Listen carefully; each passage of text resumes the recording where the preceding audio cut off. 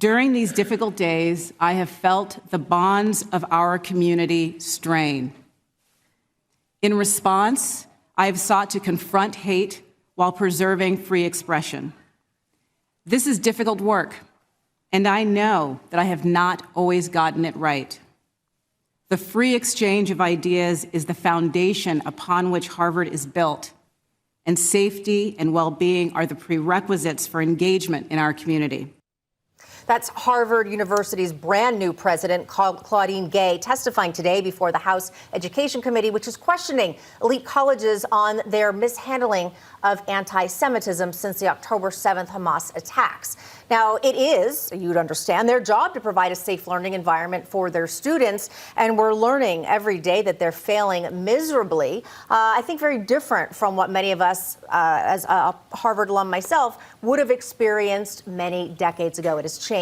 Will any of these institutions be held accountable? Well, we're going to find out here and talk to somebody who's going through it. Joining us now to discuss is a student from NYU, Shamah, the chair of Activism for Students Supporting Israel. Alan, you say several of your fellow students, you filed a lawsuit last month against the university claiming that what has gone on just simply isn't right and they haven't responded appropriately. Talk about it. So after everything happened, October 7th and everything that followed, what we felt on campus, it wasn't embraced by the leadership. It wasn't a response that really made us feel comfortable, safe, and protected. To us, it felt like a lack of moral clarity.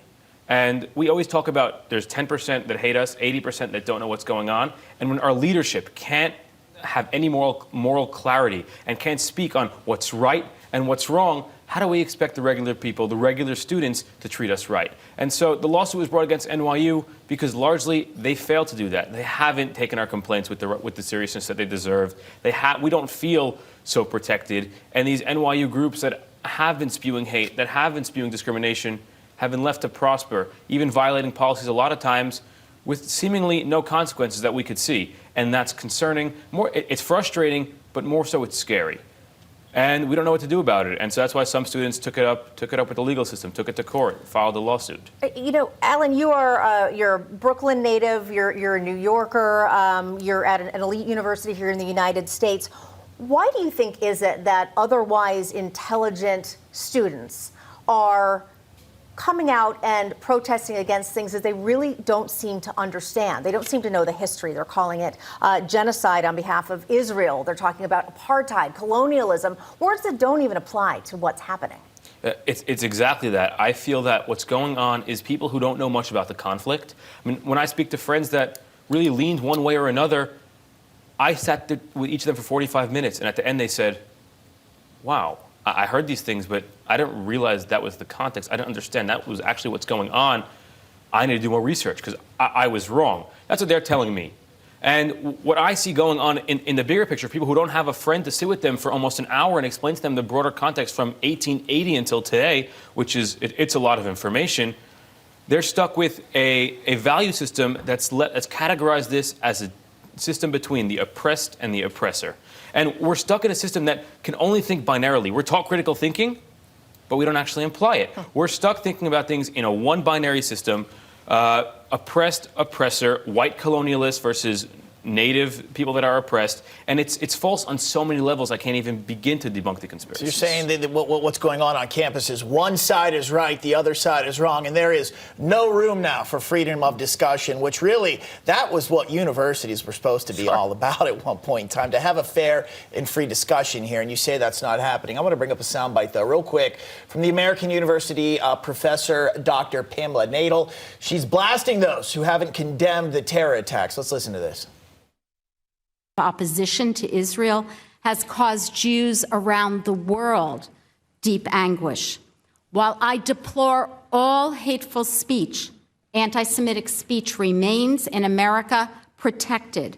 Free speech stands at the core of the liberal arts education, an education which almost every member of Congress benefited from when they were students. But free speech does not permit harassment, discrimination, bias, threats, or violence in any form. So she's coming down hard. What do you make of that, Alan? I mean, I cannot do anything but agree. Anybody that is doesn't see what's going on as an awful thing, Hamas's actions as purely evil, is completely blinded and just simply misguided.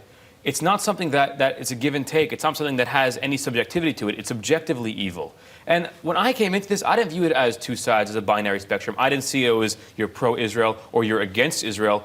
All I saw was that you're either pro-human rights or you're against them. You're pro our Western values or you're against them. You stand for America and Israel in the West or you're against them. And what's been going on has illuminated the fact that not everyone stands for these things, in the fact that they're unable to see the nuance. There's a difference between criticizing Israel for actions they may take and for issues with the government than there is for completely calling from the river to the sea the genocide of everybody who lives inside. Jewish, Christian, Muslim, Druze, Arab, Bedouin, everybody. These kids have no idea what they're actually saying.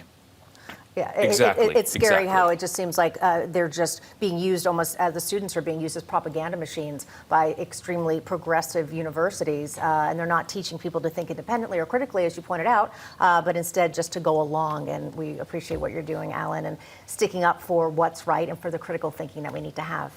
Don't stop. Yeah. Keep it up. I know Rock it takes on, a lot of yeah. heart and courage to do what you're Sure doing. does. Don't stop. Thank you. Thank you. Come back anytime.